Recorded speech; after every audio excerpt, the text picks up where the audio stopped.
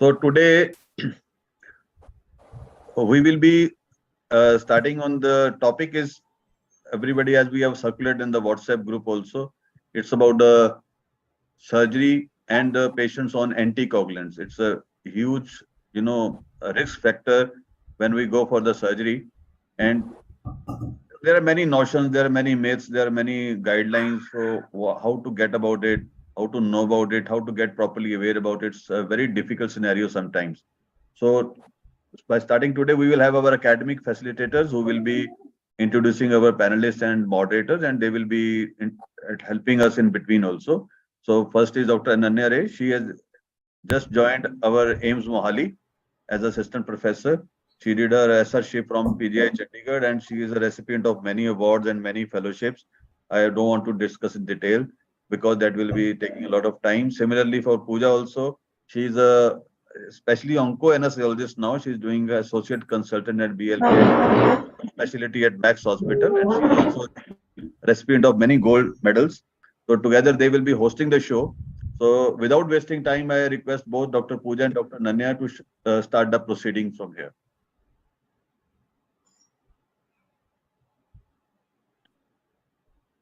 Thank you, sir. Good evening and a very warm welcome to all of you. On behalf of the Indian Society of Anesthesiology, it is my pleasure to welcome you all to the ISA National Clinical Practice Oriented Webinar Series, The Clip. In this series today, we are here to attend a very engaging panel patients on anticoagulants for operative. Pooja and I will be the academic facilitators for this program. It is my great privilege to introduce our esteemed panelists and moderator for today. This session will be moderated by Professor Ashish Sethi. He is the professor and head department of anesthesiology at Netaji Subhash Chandra Bose Medical College, Jabalpur. He has an ECFMG certification with multiple awards and research publications to his name. He was the vice president of ISA MP chapter, honorary secretary, and later president of ISA Jabalpur. His areas of interest include critical care, pediatric anesthesia, and recent advances. Amongst our panelists, we have Dr. Sachin Chandolkar. He is an anesthesiologist who also has formal education in law, criminology, and taxation. He is the legal advisor for ISA Maharashtra chapter and IMA Maharashtra chapter. We have with us Dr. Simarjot Singh Sareen. Dr. Sareen has a DM in cardiology. He is the chief interventional cardiologist at the Patiala Heart Institute.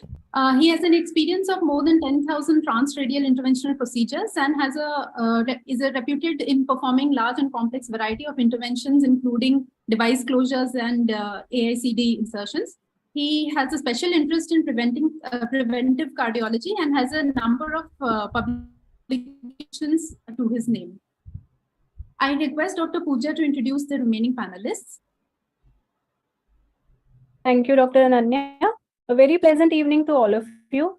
Next, I welcome Dr. Vijayalakshmi S. Ma'am is the Associate Professor of Anesthesiology and Critical Care at Indira Gandhi Medical College and Research Institute, Puducherry.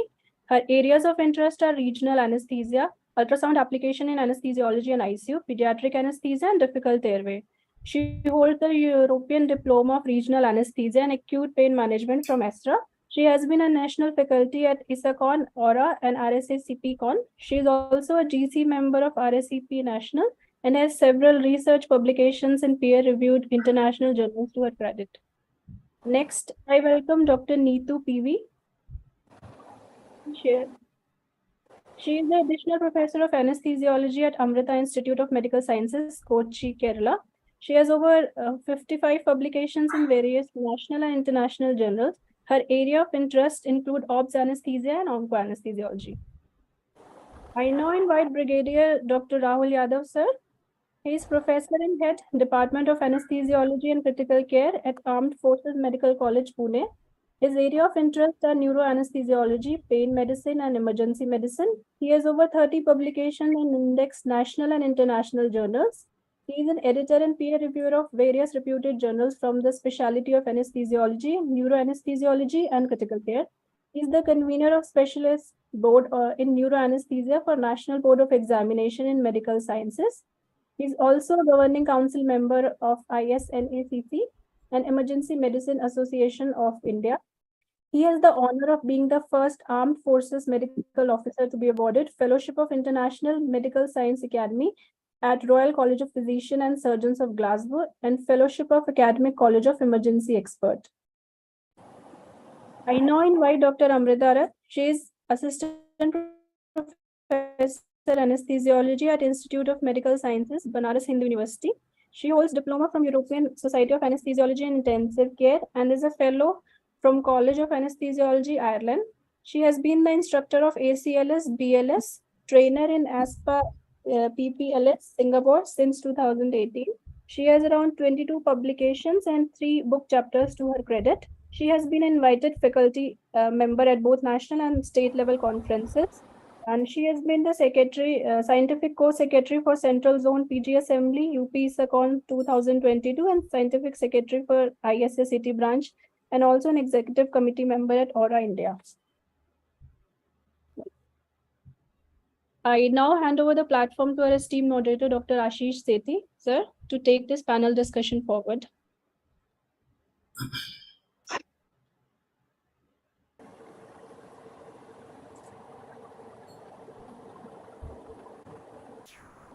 Thank you, Dr. Pooja. Esteemed members of the expert panel, respected seniors and dear friends, welcome to today's panel discussion on the topic of patients on anticoagulants for operative procedures. It is my pleasure to moderate this discussion, and I thank ISA National and its Secretary, Dr. Bajwa, for giving me this opportunity. The management of anticoagulation in patients undergoing surgical procedures is challenging. Since this is a unique situation where we have to walk a tightrope in order to strike a harmonious balance between the risk of thromboembolism and that of excessive bleeding. This discussion will shed light on the best possible ways in which the standard of care required for the safe outcome in these patients can be ensured.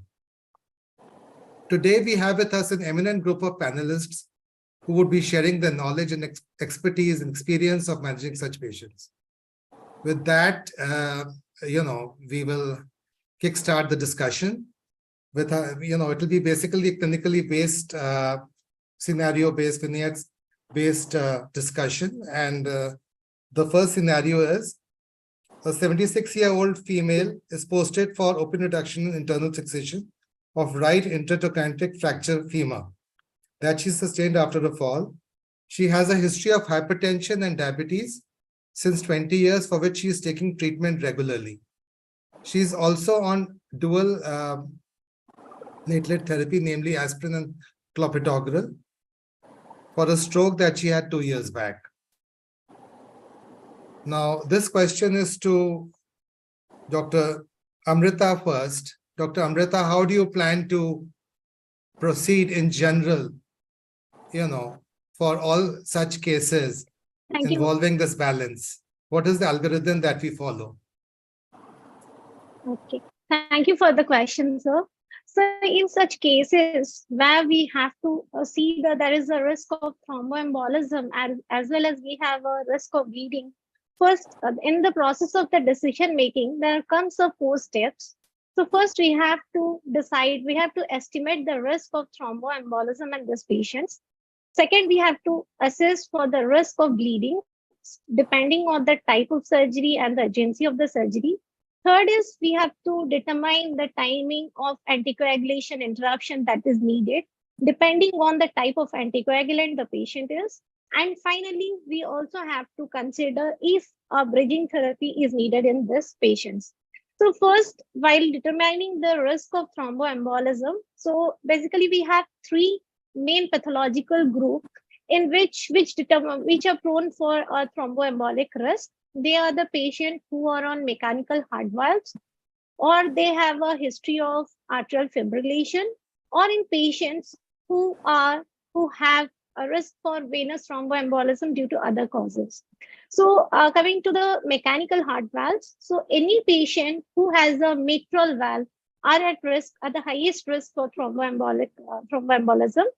Whereas for aortic valve, if it is an old generation caged valve or a tilting disc valve, so that predisposes them to a high risk. Whereas the newer valve, that is the bileaflet aortic valve, they have intermediate or low risk depending on the associated major risk factors with them.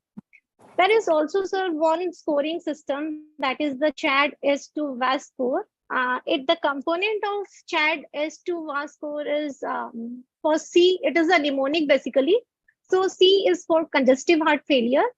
H is for hypertension, that is a blood pressure of more than 140/90 on at least 2 occasions, then an age of 75. So we have to remember here CHAD A2 means the 2 points is given for the age when it is more than 75. Then comes D for diabetes, that is on uncontrolled fasting blood sugar of more than 125 mg per deciliter. Then comes S for stroke. So again, we should know the patient who have a previous stroke or transient ischemic attack, they contain the highest score of second, 2 points. Then VASC is vascular disease, that is in patient of previous MI, peripheral arterial disease, they carry a point of 1. So here total, if there is 2 scoring, one is CHA A2 DS2, another is CHA DS2 VASC. So a score of more than 7 or 8 of CHAD A2 DS2 is a high risk for thromboembolism, whereas the CHA A2 DS2 of 5 or 6 are at risk of higher thromboembolism. So when we talk about, again, if there is a venous thromboembolism history in the last 3 months with age, that predisposes them to a high risk of thromboembolism. So second, I had told you, we have to determine the risk of bleeding. So for bleeding, again, they have described one mnemonic and a scoring system for clinical assessment of bleeding. So the mnemonic goes as has bled. So for H, it is hypertension, that is uncontrolled hypertension.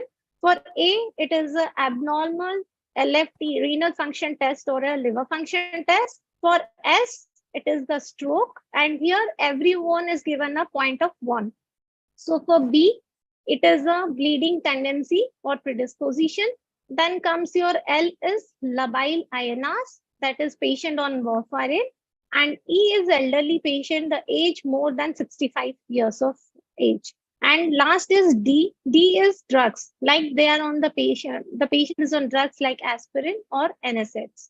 Also, if the patient is on alcohol. So the total number goes as 9 points. So of them, if it is more than 3, that predisposes to a higher risk of bleeding. Also, it depends on the type of the surgery the patient is undergoing. Like it's an open surgeries, it's a vascular surgery, any surgery for more than 45 minutes. So they all are at high risk for bleeding. Great. So first 2 scenarios are basically orthopedic scenarios. And I now invite Dr. Vijay Lakshmi to elaborate a little bit on anesthetic management of the first case. You want me to repeat the case or? Thanks, sir. I've heard the case. Yeah. So, good evening, sir. Good evening, Bajwa, sir, and my fellow panelists and all the delegates. Thank the ISA National for giving this opportunity. Yeah. So, coming straight to the case, as the previous panelist, Dr. Amrita has said, that we need to go in a stepwise assessment rather than jump to the conclusion looking at the drugs the patient is on, which most often people do. So stepwise assessment, how is the risk of thromboembolism in this case? So when we see the risk, it falls under the moderate risk of thromboembolism, this specific case. When it comes to the next step, the bleeding risk, as per the surgery or the patient character-wise, the blood score has blood score about 4. So the bleeding risk is high. So the patient usually who is on aspirin, it can be continued perioperatively, provided the patient is not on any other antithrombotics along with any other antithrombotics. Now, this patient, the aspirin can continue perioperatively and clopidogrel to be stopped as per guidelines 5 days prior to surgery. And this particular case on arrival, probably a superficial block, a femoral block can be administered to take care of the pain. Meanwhile, we stop the clopidogrel, stabilize the case and take up the case under central neuraxial block. And this two, I would like to reiterate a couple of things regarding central neuraxial block. A little bit elaboration, if Dr. Ashish Sethi would allow. So when the CNB is given in such a case, which is either on antithrombotics or anticoagulants, the primary thing is whenever we stabilize, and we have taken up as per the guidelines we are following, it is best that the most experienced anesthesiologist gives, number one. Number two, a single shot spinal with the smallest possible needle is best.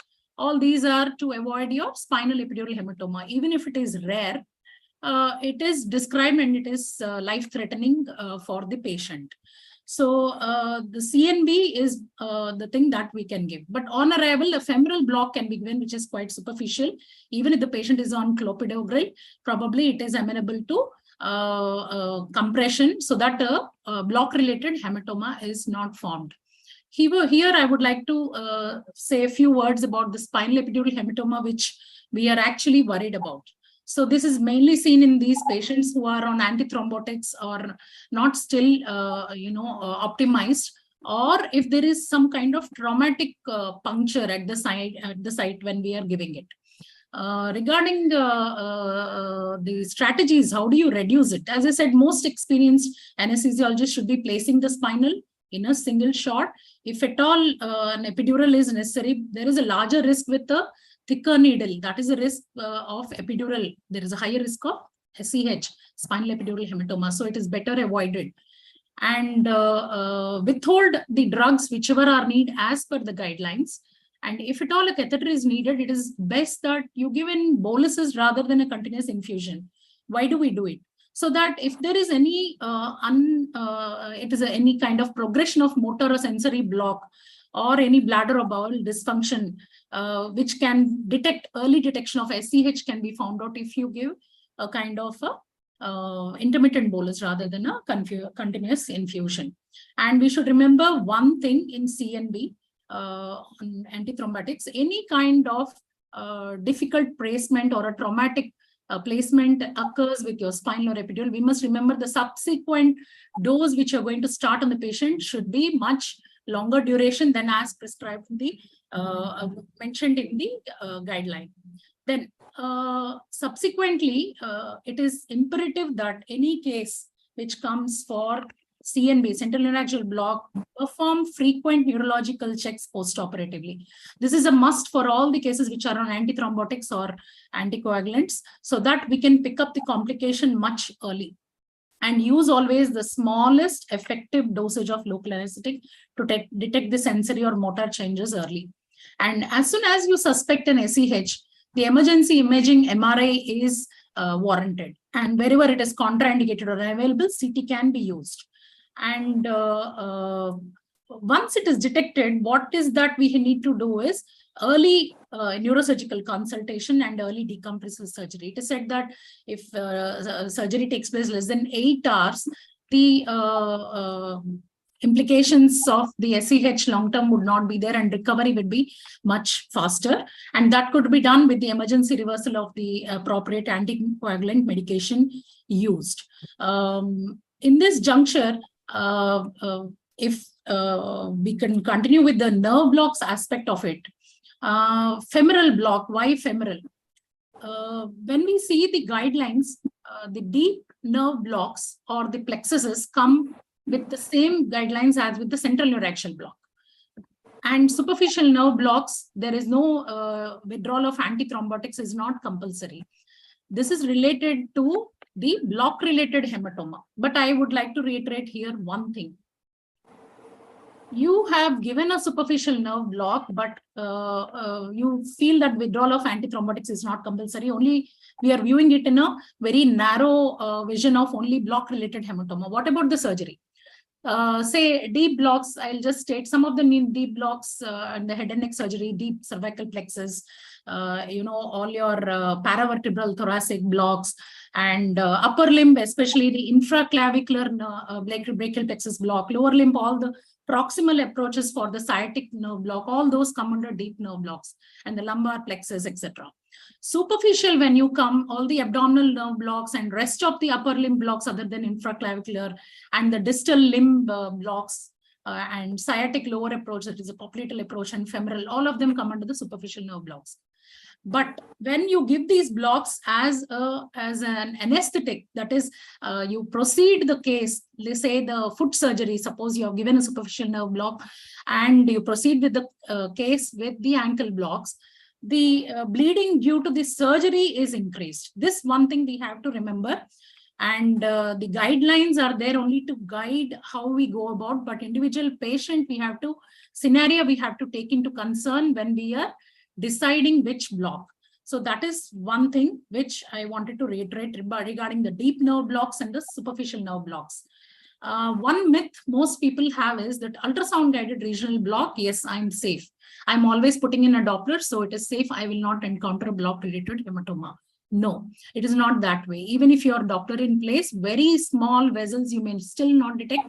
And we all know ultrasound guided is a 2D imaging in 2-dimensional, and you may still miss a smaller artery and it may be a devastating hematoma. Now, how do you detect this kind of block related hematoma? Suppose my case femoral I have given, but I feel there is a block related hematoma. And it's not feel that all these cases you have to monitor for these signs. What are these signs? Either the patient can have a persistent pain at that block site, or there may be morphological skin changes. They may be, gross hemoglobin level decrease or cardiovascular instability. And you may have neurological deficits in this area. That is, you can have a prolonged or a new motor sensory block in a regressing block without a recent infusion. You have not given a subsequent dose, but you have seen a kind of a new motor or sensory block.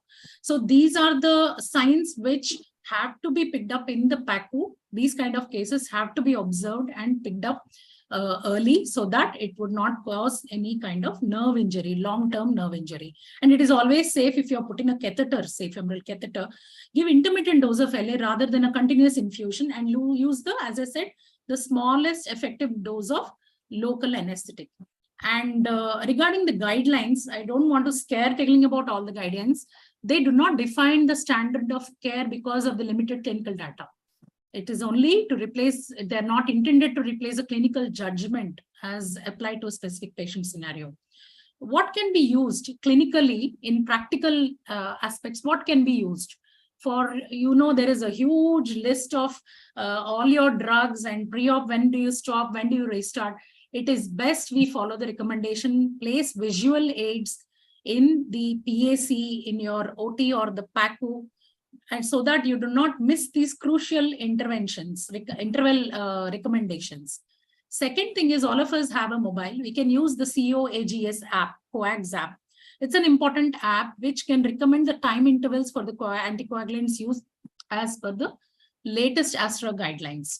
So thereby we will not miss how much is the timing, but keep in mind whenever there is a traumatic insertion, the time duration to restart should be that much prolonged. So in this case, as I said, we'll go ahead with, you can have an on-arrival femoral block, which is quite safe. Stop the clopidogrel, aspirin can continue, and CNB with the single shot spinal with smallest possible needle with most experienced anesthesiologist should be good enough. And observe for the block-related whatever spinal epidural hematoma signs in the postoperative ward. Over to you, sir. Yeah. Also, most important is to be doubly sure about avoiding a traumatic spinal. It shouldn't be traumatic at all under those circumstances. So the most experienced person has to obviously be there. And as you said, clinical judgment is most important in these cases. Clinical judgment is, there's no replacement for good clinical acumen, in such cases. If I may, I would add one more point. Some of the cases, it's not related to the lower limb procedures. Say vascular surgery, we have proceeded with central neuralgial block. It's imperative to remember the time duration. The surgeon may ask for an anticoagulation interop before he starts opening the blood vessel, wherein you may need to give heparin. That is where you have to remember when the time duration from the CNB to the heparin, you should remember and maintain that 1 hour. Or if you have a traumatic insertion and you feel it's not an emergency, you can discuss with the surgeon and postpone. These are small things that clinically we have to make sure these are done.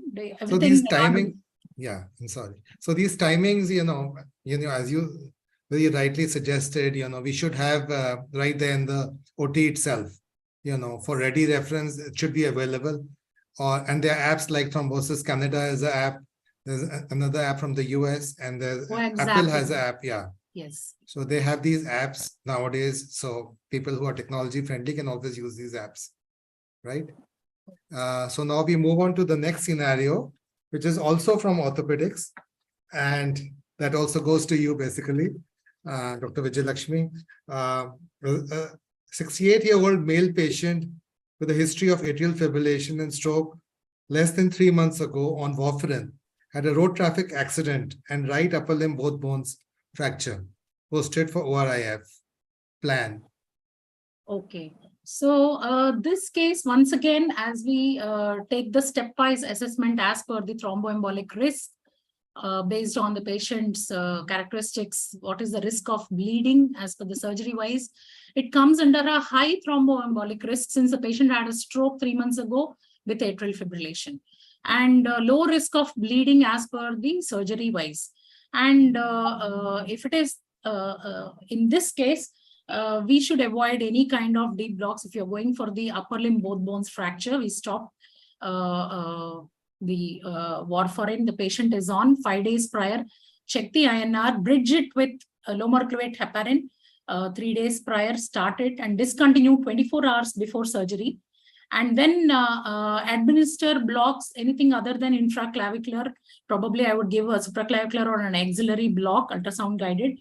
And even if it is done so, monitor for postoperative block-related hematoma signs. Make sure that the INR is less than 1.5 before the needle is in. And we can always restart 24 hours after surgery, the low mercurate heparin, and then go on to starting off the warfarin. Post-op, the LMWH for VT prophylaxis 4 to 5 days can be done. If this case comes for the ORIF of right upper both bones fracture, in spite of INR being normal, I would not go for a deep nerve blocks at any case, especially if we are planning for a bridging in this case. I would like to put this question that if you explain a little bit about what is pre-operative bridging and post-operative bridging. There are two types of bridging. So this question is also there, that we have to build a continuity of, anticoagulation right through. So once we stop warfarin, we got to stop LMWH. And then once the case is over, we can start warfarin right away after 24 hours. Then again, go back to. Yes. So post-operatively, if there are no surgical issues or hemostatic issues, you can restart warfarin 12 to 24 hours after surgery. Yeah, and continue with your LMWH for the next 2 days, and then check your INR, and then once it's come to normal, that would you can stop the LMWH 3 days later. The next 2-3 days you can continue even up to the 5th day, low mercurate heparin. So if there is some bleeding concern, maybe delay the warfarin's restart a little bit later beyond 24 hours. So post-op period, that is how you will manage. Great. So, Ashish sir, there are 2 questions. First question is, kindly tell us the app for iOS. Sorry, your audio is not very clear. Is not clear. If you want to tell about apps, mention about apps, no, sir? Ashish sir. Hanji. Actually, there are some questions popping out at the chat box also, so that we can answer them at the same time rather than hanging them till the end of the discussion. Okay. So I think Pooja and Ananya will be looking at those things and they will be conveying to you. Okay, sure. Someone has asked about the app. I would like to read because the audio, I think there's some issue. App is a COAGS app that has all the ASRA recommendations. It is useful. Why I'm saying is there's a huge gamut of numbers and number of hours. It's really difficult for everyone. You can make a human mistake, which you need not do. So go as per the app. Buyer's block, one question is there, Dr. Haran Kedkar. I don't recommend the bias block for any case which is on antithrombotics. I would not recommend that. Then can we start heparin 8 to 10 hours post-surgery? Dr. Hemang Shah. So it's too early. 8 to 10 hours is too early when the patient is on antithrombotics. As we said, post-op, if the patient is tolerating orals, you restart on warfarin 12 to 24 hours. And if the patient is a high thromboembolic risk, then and it is a minor surgical procedure. It depends on your surgical procedure also. Then you resume LMWH 24 hours after surgery. So if it is a major surgery and a lot of bleeding, you can even delay it up to 48 to 72 hours. That's how you'll say. That is what we said. The clinical judgment, case to case scenario, you have to carry on as per your clinical judgment. You have to take into account. Bias block and 8 to 10 hours. Someone has asked, should we continue heparin little early? That's what I have answered that question from Dr. Hemang Shah. Yeah, I think that's about it. There are no more questions. Emergency, no time to stop warfarin, sir. I think that we are covering in one of the cases. Yeah. Later cases, probably. Emergency. Yeah. We'll take up that question there, sir. Yeah. So the next scenario is from OB, and that goes to Dr. Neetu. A 37-year-old obese pregnant woman at 36 weeks of gestation with history of DVT and pulmonary embolism on a therapeutic dose of LMWH got admitted with labor pain and scar tenderness. She gives a history of the previous C-section under spinal anesthesia, and she's now posted for an emergency C-section. So, anesthetic plan in this, Dr. Neetu. Good evening, everyone. This parturient has a history of DVT and is on therapeutic dose of low molecular weight heparin. The recommendation is to stop therapeutic dose 24 hours before a regional technique. So in obstetric practice, the regional technique is preferred, but since this is an emergency surgery where we couldn't wait for that long, so the plan would be a general anesthesia. Also, in these patients, we should anticipate surgical bleeding and arrange adequate blood and have adequate IV access in this patient. Also, care should be taken while intubation so that there is no trauma and there is no bleeding. And a senior person, it's better for a senior person to intubate this patient. And then normally it is advised, all the patients are on low molecular weight heparin are advised to stop taking this medication once the labor starts. So that this situation can be avoided and regional could be preferred. But since it's an emergency, I think it is better to go ahead with general anesthesia.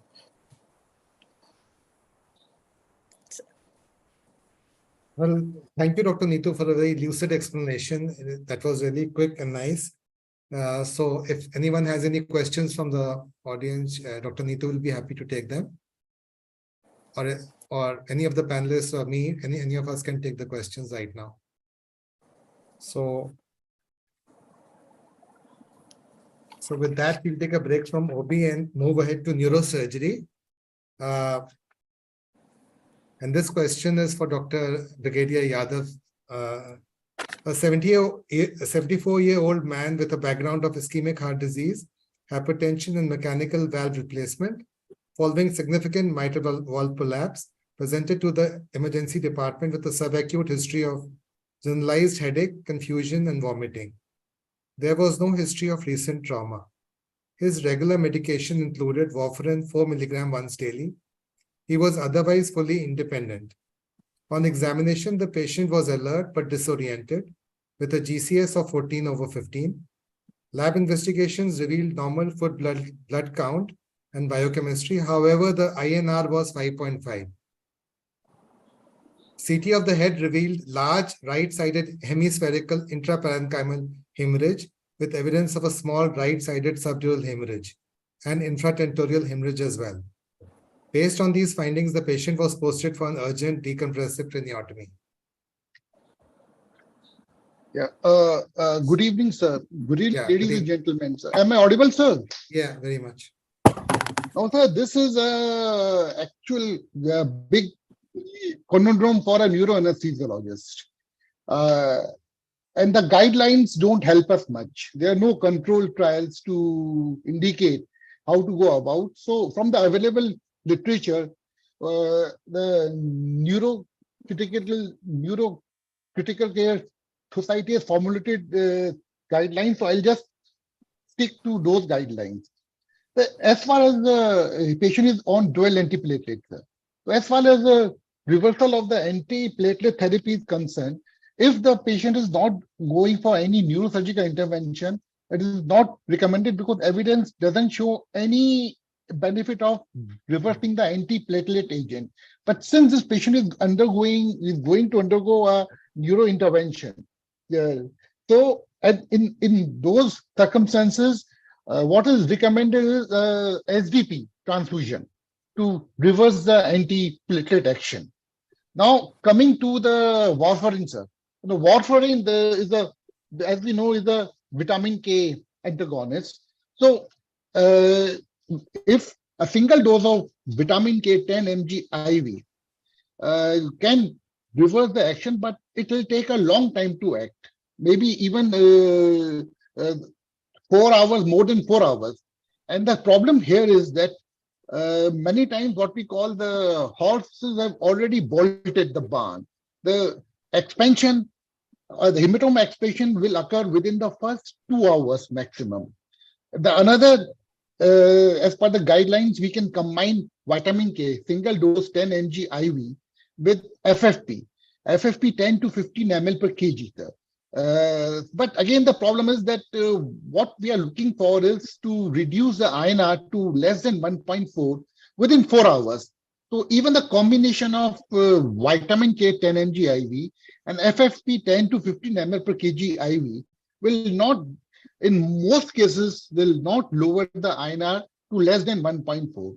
Then one added disadvantage of giving such large volumes of FFP is that if the patient's cardiorespiratory function is compromised, patient can land up with a cardiac, we can land up with the acute LVF, cardiac failure, as well as all the other transfusion associated risks by transferring such large amount of FFPs. So the literature recommends giving PCCs, prothrombin complex concentrates, based on the prolongation of the INR. If INR is more than 4, then we can go ahead with 50 units per kg. If INR is less than 4, then 30 international units per kg. I have not used PCC till date. What we have used in our setup is what we call the FIBA. FIBA is factor VIII inhibitor bypassing activity, which is a novel agent. It is almost, the constitution is almost similar to PCC. Only thing is that it also contains factor VIII coagulation antigen. The dose is 50 international units per kg. My hematologist colleague uses it for hemophilia. So that's where I have used this and it is quite effective. It is better than FFP. So you have to, since the patient is, to summarize, since the patient is going for a neurosurgery, we have to reverse the antiplatelet action by transfusing at least 1 SDP, or if SDP is not available, 6 RDPs, which we call a pack of 6. And as well as the warfarin has to be, and the effect of warfarin has to be reversed by giving a combination of vitamin K plus FFP, and if PCC is available, but I've not seen PCC being used in most of the centers, so people are mostly using FFPs. And then we can proceed with the surgical intervention because it is actually an emergency. So PCC is actually also frightfully expensive, and it's only used for liver transplantation in this in our country, because the whole the entire sir, course. But one thing now, nowadays the Intas is manufacturing, so the price has come down. It is less expensive than Novo 7 nowadays. Yeah, but 3-factor PCC or 4-factor PCC? 3-factor PCC. 4-factor PCC is definitely much more expensive. Much more expensive. Right. Yeah. All right. Thank you, Brigadier Yadav, even this for the... FIBA is also quite expensive. The only thing is, since my colleague is using it, so he lets me, he has occasionally asked, he permit me to use it. He's the one who is actually demanding this FIBA for his hemophilia patients, sir.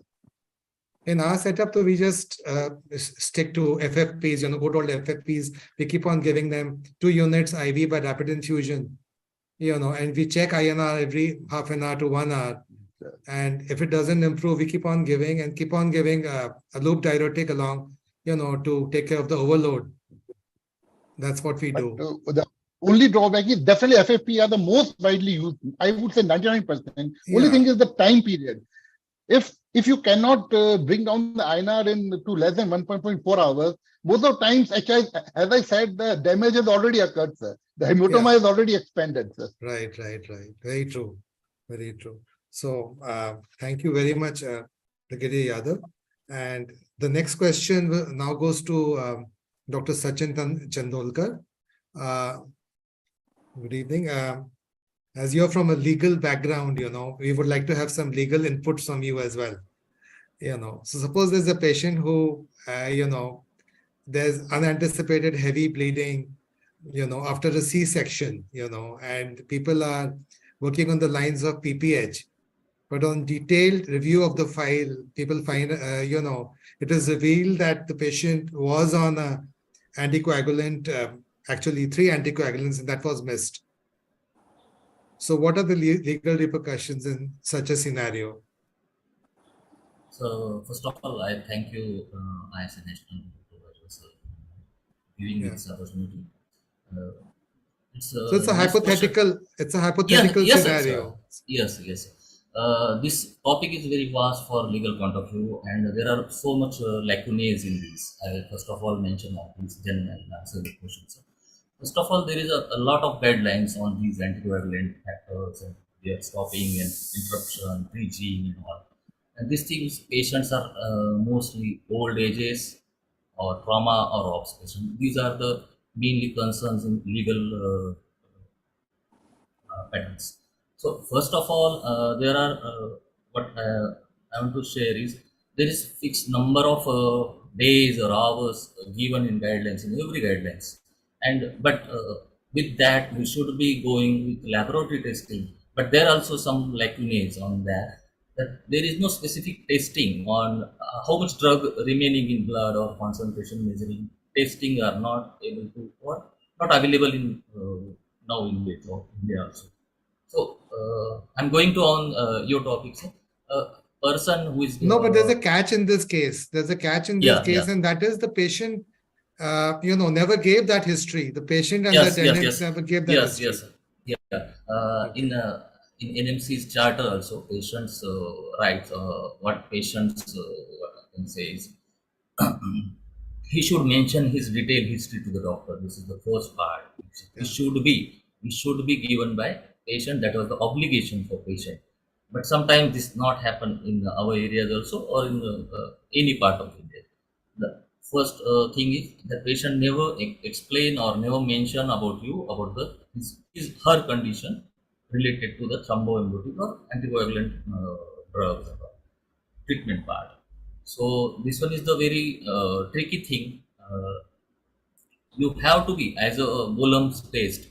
Everybody knows this part that a doctor is not guilty of negligence, but if he has acted, kindly listen. If he has acted in accordance with the practice, accepted as a proper by a responsible body or of men skilled body of men skilled in that particular discipline. So me or you, when doing this case, and you cannot say in the court of law that I don't know about the history of this patient, he didn't tell me, or she didn't tell me that she don't have any anticoagulants or whatever his past history to you.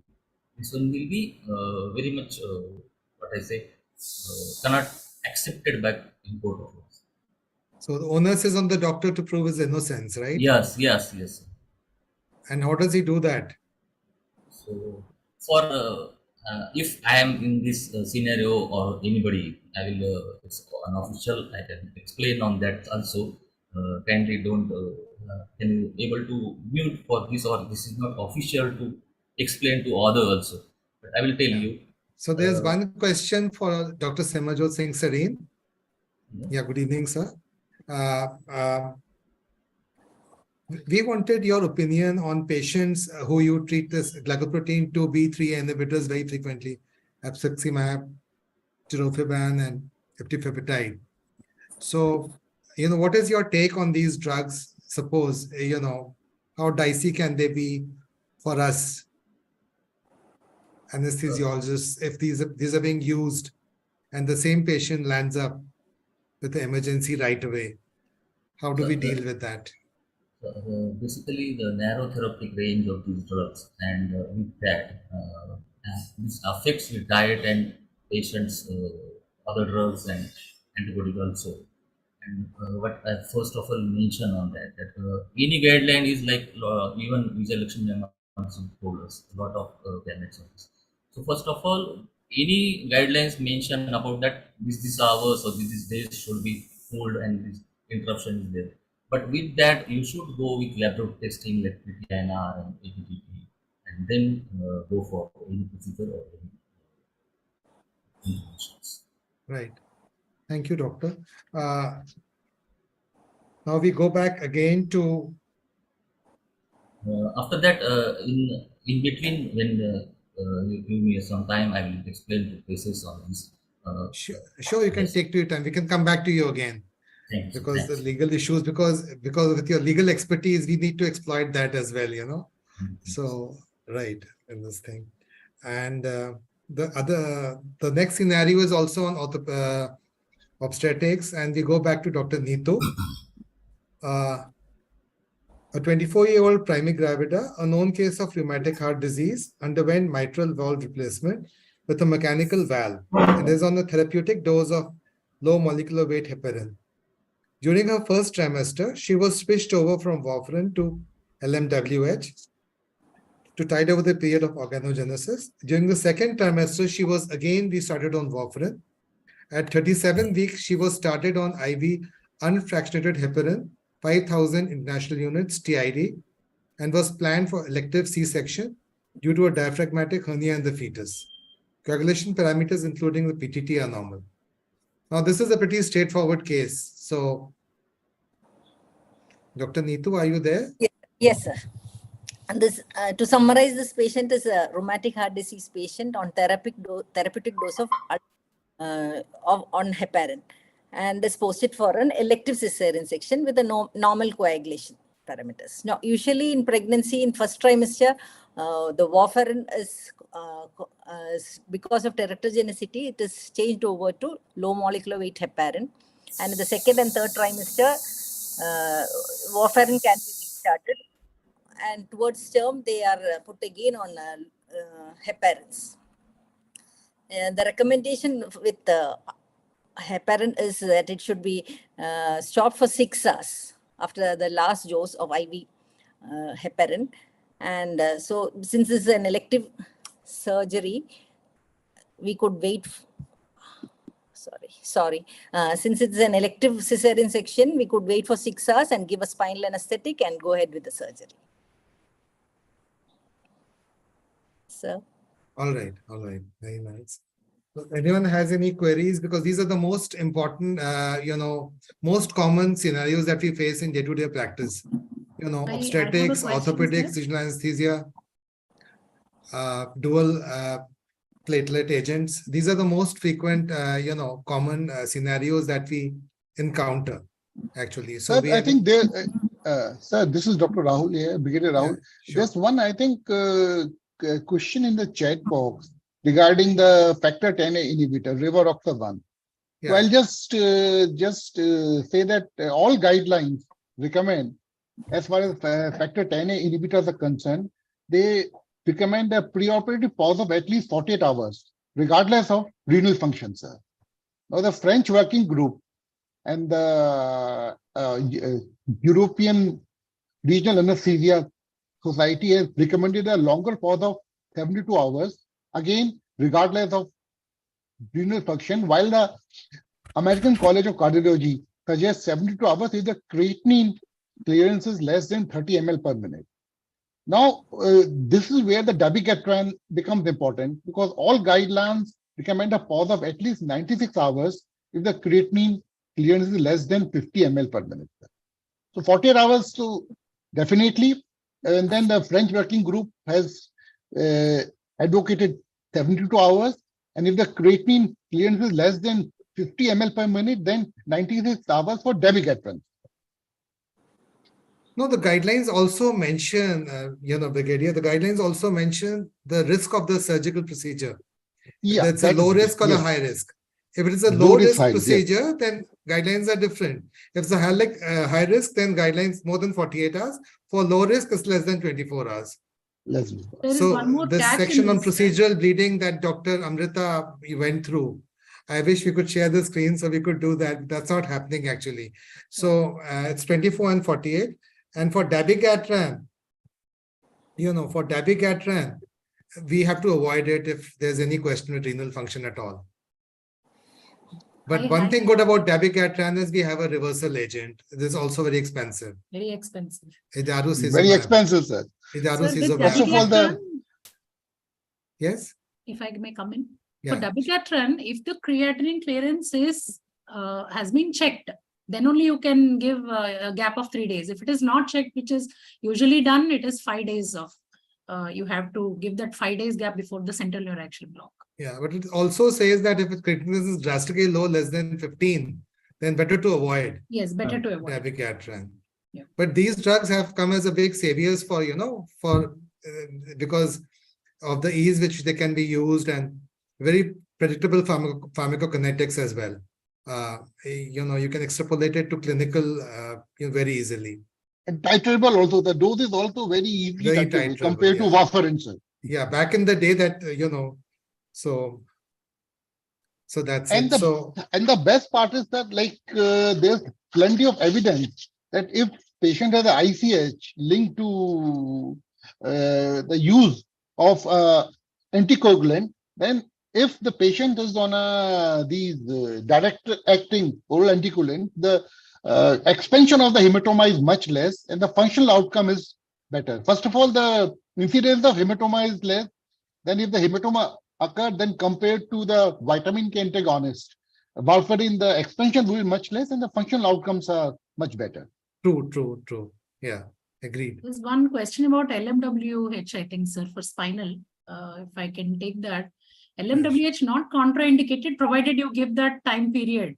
So if it is therapeutic, as Dr. Neetu has said in one of her case, 24 hours before the central neuraxial block and take up.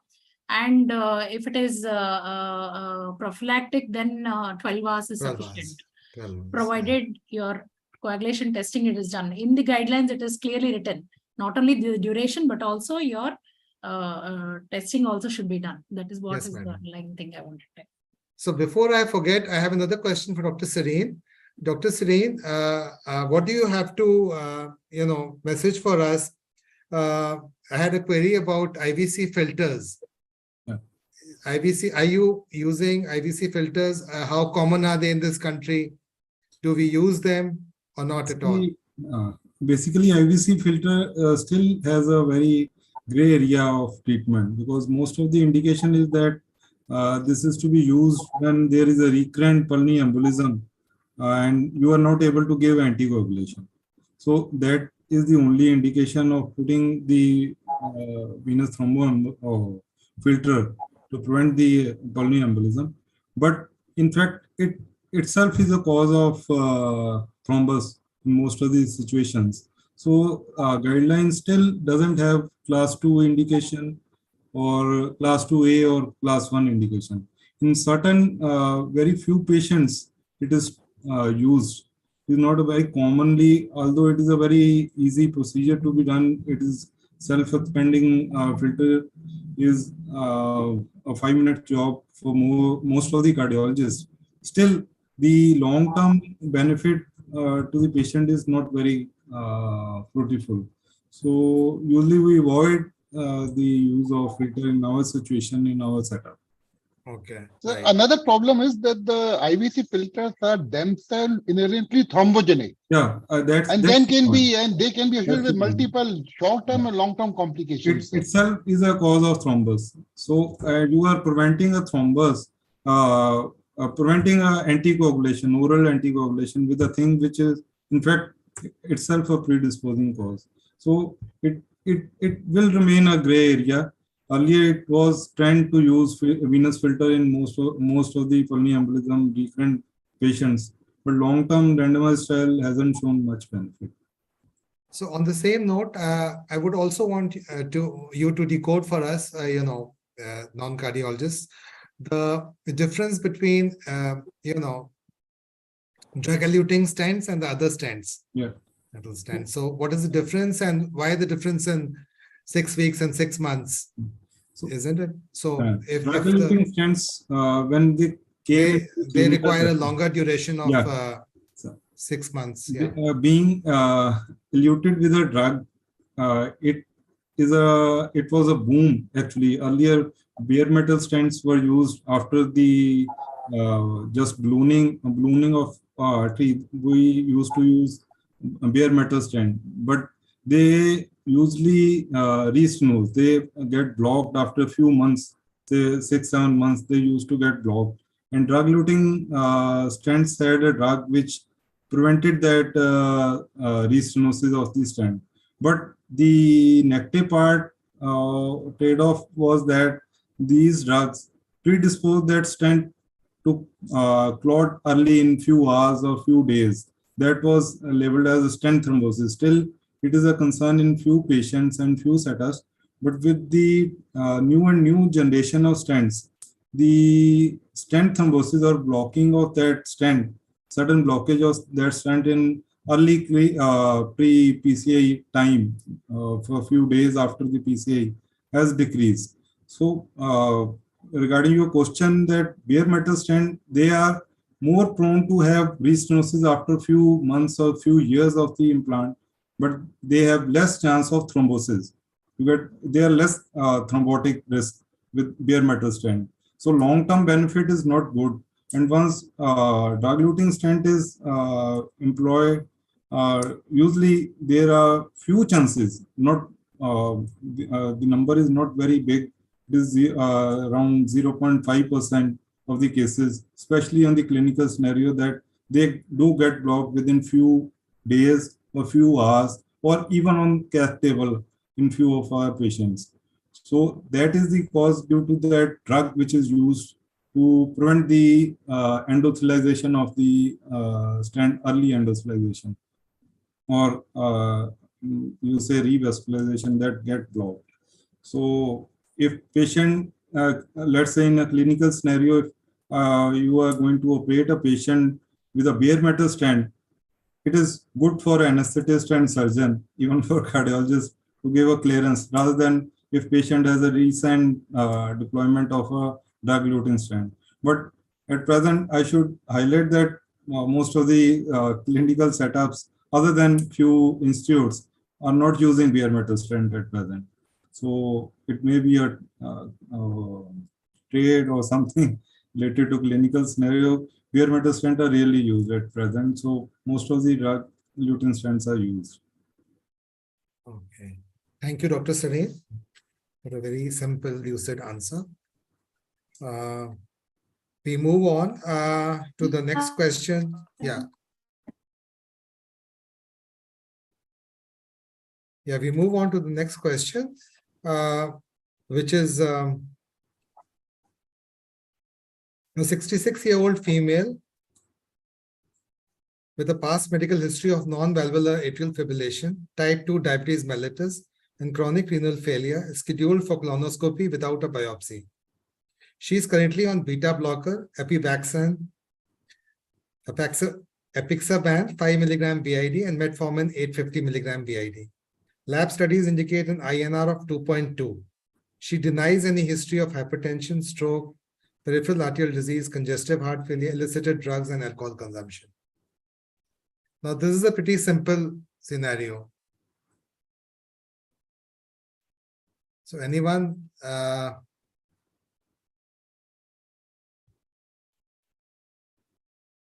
Dr. Vijay Lakshmi or Dr. Amrita, either one of you can take this.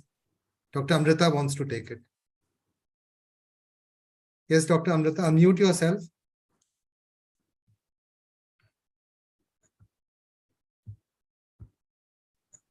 Dr. Amrita, unmute yourself.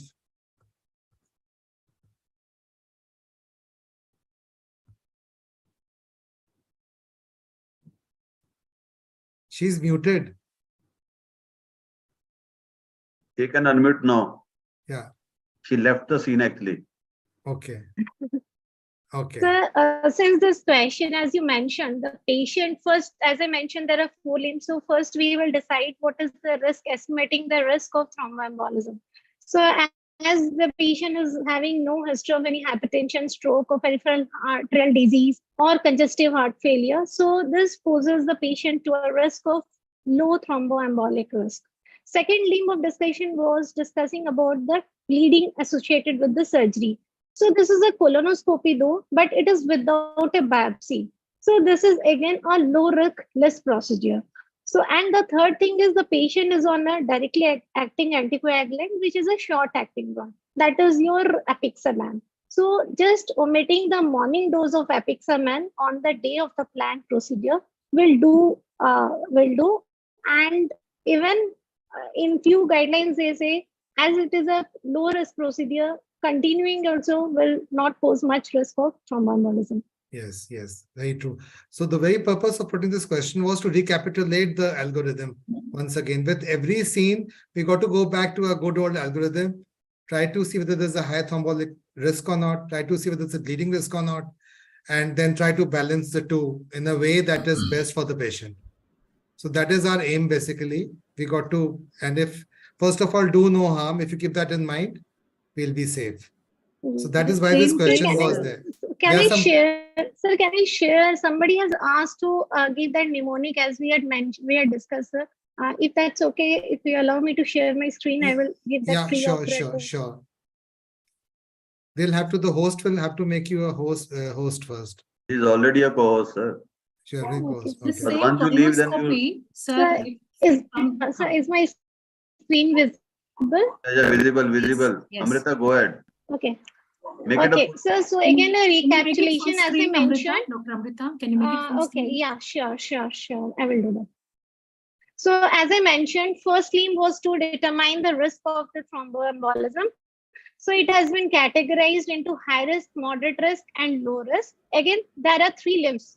First limb is to decide which are the patient who are on mechanical head valve, the patient who are on AF, who is having AF, and third is venous thromboembolism. So as I mentioned, among the prosthetic heart valve, mitral valve is the worst type of thing. So that poses a high risk of thromboembolism. When you come to aortic valve, the old used valve, that is the cased valve or the tilting disc valve, they predisposes to high risk. Or in those patient who is having a mechanical heart valve, if there is a history of a stroke or transient ischemic attack in the last 6 months, that poses to high risk. Then coming to the atrial fibrillation group, in patient who have a CHAD S2 4 or 5 or 6, I will come to the mnemonic, or a CHA DS2 VAS score of 7 to 9. And in those group, here there is a catch. In mechanical heart valve, it was a patient who is having a TIA, and recent TIA is described as 6 months, but here it is 3 months. And in VT group, since we know venous thromboembolism is associated with hypercoagulopathy, so any factors like protein C deficiency, S deficiency, antithrombin deficiency, in those cases, they are at risk of higher thromboembolic risk. Okay, so next coming to that mnemonic, I was speaking about CHAD S2. So you can see it is congestive heart failure has given 1 point, that stands for C. H is hypertension. That too, it's defined as a blood pressure more than 140/90 on at least 2 occasions, or the patient is on any antihypertensive drug.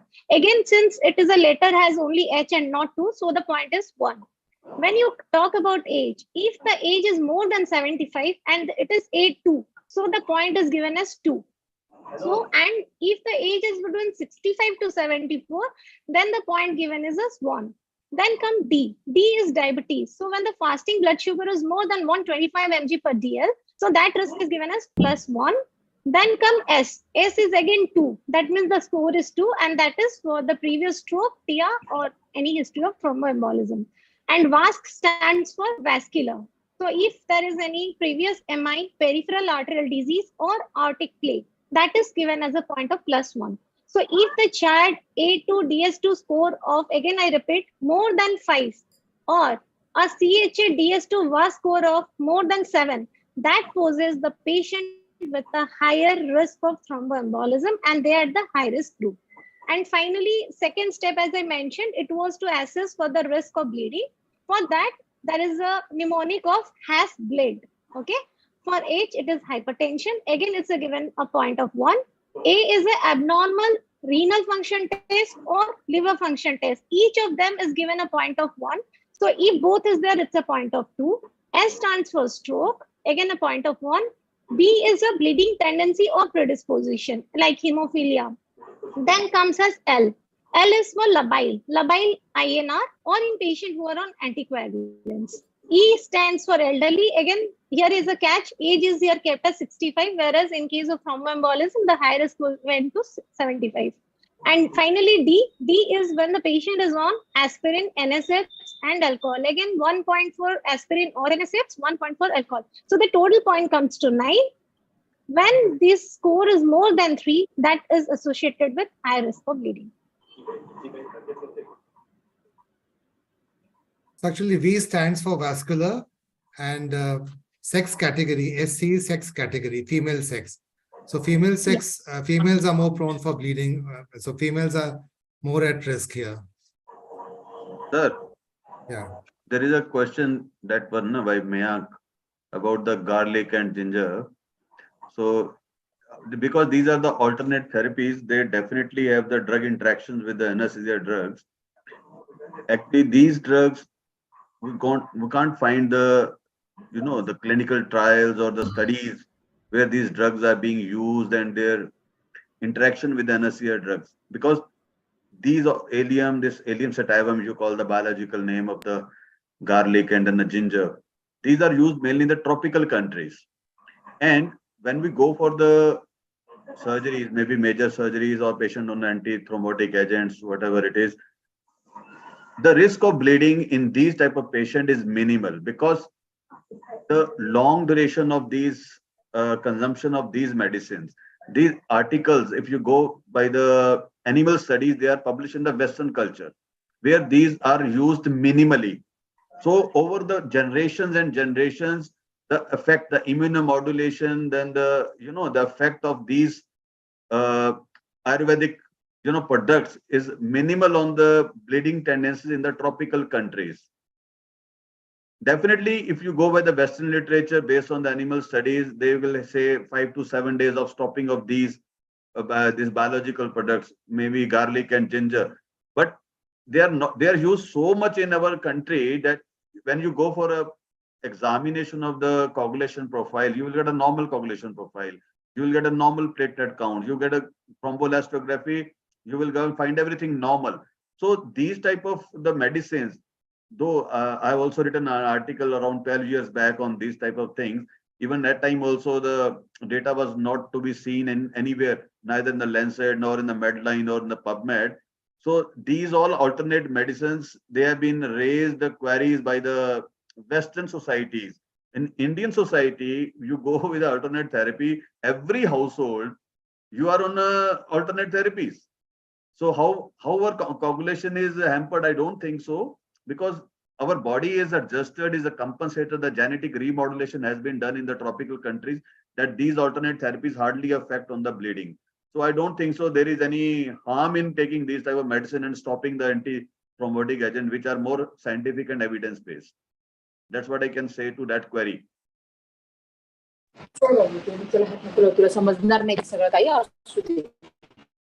There is one more question on IVC filter. Patient with IVC filter.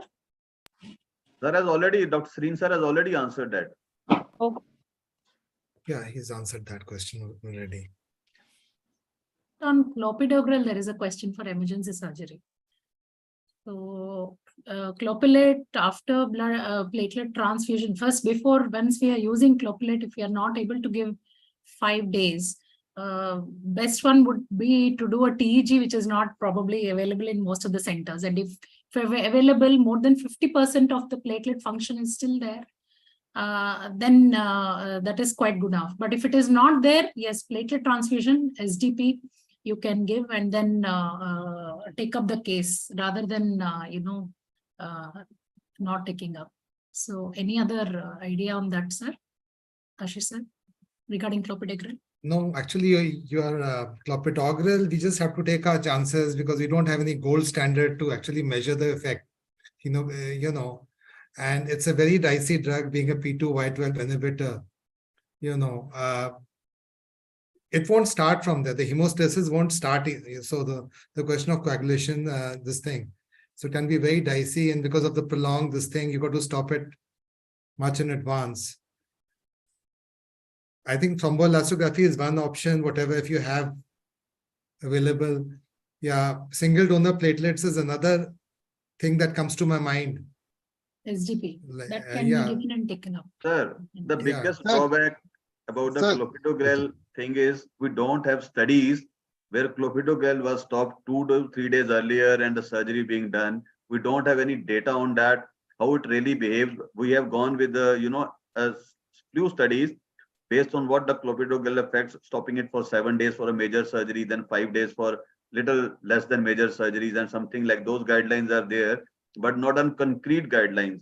And it's an individual effect on individual organ. And I think it's a highly variable, but as a gold standard, we always take 5 to 7 days for the clopidogrel.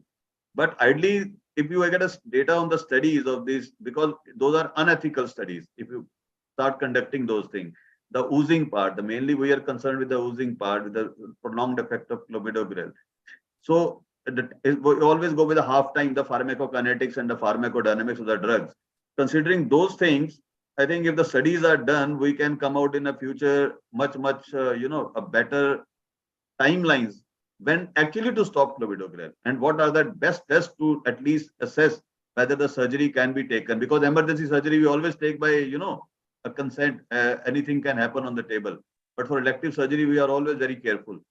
I think there is a gray area here somewhere. Dr. Sareen can modify it much better if I hope so. Sareen sir. Clopidogrel as well as prasugrel, both of them have a long time of action. And definitely the potent one, prasugrel, has to be stopped 7 days prior to any surgery if there is a high bleeding risk during the surgery. Still, the clinical scenario can change if patient is having a high thrombotic condition, such as recent MI or recent angioplasty done within few days. And in a situation in, let's say, surgery which is not going to be very vascular, non-cardiac surgery, which is not going to bleed much, then guidelines do suggest that both of the drugs has to be continued, even at the time of surgery. It can be continued. Still, in most of the scenarios, that is not followed because of the risk of bleeding there.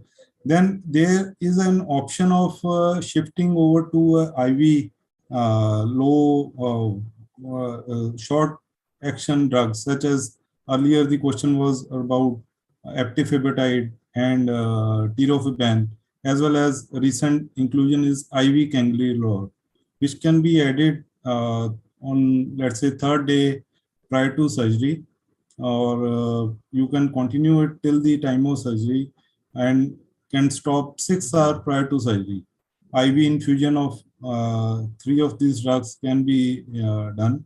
Still, even in setup in US and any developed countries, still the question remains about the clopidogrel and prasugrel, and most of the time this is stopped 5 or 7 days prior to surgery because of the cost factor. Although the tirofiban is not very costly, we routinely use in most of our PCI, and it do cost around, say, 5 to 10,000 if it is continued per day for 24 hours.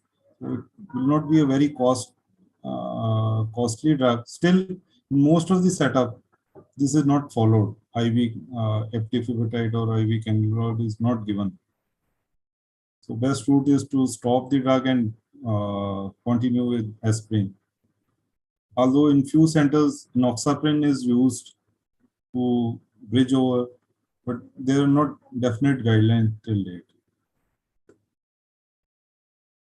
All Anything right. else? I think you've covered this pretty much. Thank you. Actually, the next question also is for you, Dr. Sareen. Yeah. We wanted to know the recommended strategies for managing anticoagulation therapy in patients undergoing invasive procedures such as cardiac catheterization. Pardon? Regarding invasive Anticoagulation during cardiac catheterization. during cardiac arrest. Let's say coronary angiography is usually, Angiography and for angioplasties. coronary angiography, it is just what we give pre-operative during the time of insertion of sheath. Most of the procedure we are doing in our center is through radial route. So it is not a very invasive procedure. Still, anticoagulation has to be given once you are going to touch arterial system of a vessel. So if you are going to enter through an artery, you have to give unfractionated heparin, 2500 IV units. And if I am going to proceed for PTCA, I'm going to put a stent. Depending on the weight, most of the patients, 7500 international units IV is to be repeated during the starting of PTCA. Regarding cardiac intervention on venous side, when the anticoagulation may or may not be used depending on the time of the procedure you are going to see. Let's say we are going to insert a TPI or just do a pulmonary angio. So in those cases, the anticoagulation can be avoided if it can be. And regarding oral anticoagulant, dual antiplatelet, it has to be loaded. A patient has to be on dual antiplatelet before doing PTCA. We do an angiogram if patient is already taking anticoagulant oral ecospin and clopidogrel. We continue the same thing. If patient is not loaded, we either load on the table or cover it up with IV apiximab or IV eptifibatide GP2 V3 inhibitor, because they are going to do the same thing which antiplatelet are going to be doing. So platelet aggregation can be stopped or inhibited with these drugs. Well, thank you, Dr. Sareen. That was a very, comprehensive answer, and I think it's gone home. You've understood. Thank you very much. Yeah. So now we come to two small last scenarios, which are very common as well, but they also catch scenarios. And after that, we'll take urgent emergency scenario, and with that, we'll wrap up. With Dr. Bajwa's permission, how long do we have to? Sir, we have 10-15 minutes maximum. Yeah, that's all. So we'll wrap. So a 74-year-old female takes warfarin for non-valvular atrial fibrillation. She is scheduled to have permanent pacemaker placed. Her INR is currently 2.1. How should her anticoagulation be managed in the perioperative period? So, Dr. Vijay Lakshmi, this case also is basically, pacemakers are indicated. These procedures carry a carry a minimal bleeding risk. Minimal bleeding risk, and So it is quite there's no problem. superficially placed. I think there should not be any issue with with placing it. No need to. If she's already on it, we need not even stop. Yeah. And her INR is also well within limits, 2.1. We can continue with the procedure, sir, because it's very superficial and it is quite a minor. We need not stop it. Even if the risk is high, the patient's antithrombotic, she's on anticoagulant, that need not be stopped also. That is what I opine. Yeah, most patients, actually the reason for bringing these scenarios is that most patients that I have encountered so far are The issue is with aspirin and clopidogrel only. Mostly, it's aspirin and clopidogrel. In fact, aspirin is not much of an issue at all. But as aspirin, one can take till the end. Aspirin not an issue anymore. At present, the tilting is more. Aspirin is basically a. That's allowed. There one has to take it for secondary prophylaxis. It is the cornerstone for secondary prophylaxis. Yeah. So a 60-year-old. Yeah. Sir, Dr. Rahul, sir, I just like to highlight one thing here, which will just add to what you have said. So the Raleigh trial calculated that the perioperative thromboembolic risk for patients with atrial fibrillation to be around 1.2% based on the endpoint of stroke, cardiovascular arrest, and pulmonary embolism, sir. Now, in patients with a mechanical heart valve, the risk of venous thromboembolism was found to be roughly 8%. If they were provided with no anticoagulants in the perioperative period, and if there was a history of a recent venous thromboembolism that is less than 3 months, the incidence of recurrent VTE is as high as 50% in the perioperative period. So just to highlight the increased risk of thromboembolic episodes which these patients are subjected to. So we have to take a very judicious decision if to interrupt the anticoagulation, and we have to be very, very precise why we are doing so, which we have already seen. We have to see whether the procedure carries high risk of embolism or whether there's a high risk of bleeding. And the two have to be judicially combined, and we have to arrive at a suitable judicious decisions. Yeah, that's right. So these are three categories basically: atrial fibrillation, recent thromboembolism less than 3 months, and mechanical valve. These are the three basically which Dr. She pointed out in her table also. Dr. Amrita pointed out very well in the table that these are the three main categories that carry the highest risk. So we got to be careful. Other than that, things can be managed. Now, there is one more question on tranexamic acid. Yeah. Should injection tranexamic acid be given to all patients posted for LSCS preoperatively? No, depending on case-to-case basis. If it's not required, why should you give? There's no evidence for or against it, right? Are there any studies recommending it for, all cases? But sir, in obstetric cases, there is a risk of, thrombosis also, DIC also, for these patients post-operatively going into those DIC and thrombosis. Yeah. So I think the disadvantage will be more on the side rather than having advantages of tranexamic acid in these cases. Yeah. Understood. They can, trigger. There's a very delicate balance between, coagulatory and anticoagulatory states. Very delicate balance, and that's how DIC happens. Actually, so once you disturb that balance, the decision is also, volatile. As the situation evolves, we see on table huge amount of bleeding starts. There you can take a call and start giving. It's not a mandatory blanket protocol that all cases need to be given. As you said, case-to-case scenario based, that too evolving scene changes during the course of cesarean. It can happen anytime. And these anti-fibrinolytics are specifically warranted as a reversal agent of the thrombolytic agent, the plasminogen activators. That is what the guidelines say, that they should be used to reverse the thrombolytic agents. Regarding aspirin, there is one question, sir. What if the patient is on 150? One of the, I think, European guidelines says above 200, probably you have to give 5 days. But what we actually follow, Astra, there is no need for stopping aspirin perioperative until it is added on with another antithrombotic. If it is the sole agent given, you can continue it. That's what the guideline says. Yeah, the thing with aspirin is that aspirin has to be used in a certain dose. If you exceed that dose, then it's actually harmful because it will block, COX, prostacyclin as well, which is, so you got to use it in low doses between, that Dr. Sareen will tell, because if you go higher than that, it will block COX both in the endothelium as well as the platelet. So there'll be more harm than, benefit.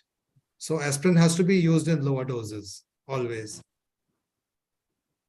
Yeah. So with that, we come on to the next question, which is the last question basically. And there are some more questions which we have. So if we have, and if there are any questions from the audience, our panel will be happy to take them. And this question is also on aspirin and clopidogrel. A 60-year-old with IHT, hypertension, and diabetes who underwent coronary angioplasty 2 years back and is on aspirin and clopidogrel presents for elective surgery. Yeah. The scenario is quite simple in this. You have quite an easy question. The thing is that we don't have enough evidence, like Dr. Bajwa also pointed out, in favor of, clopidogrel. But it still poses a huge doubt in people's mind that what do we do? So since angioplasty has been done 2 years ago, and all the patients have to be individualized.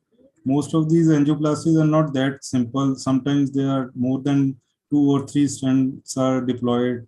The place of insertion of stents are like that at bifurcation or some certain critical areas, and very long stents have been deployed, and some residual disease is already there in other arteries. So the clinical scenario changes with each patient.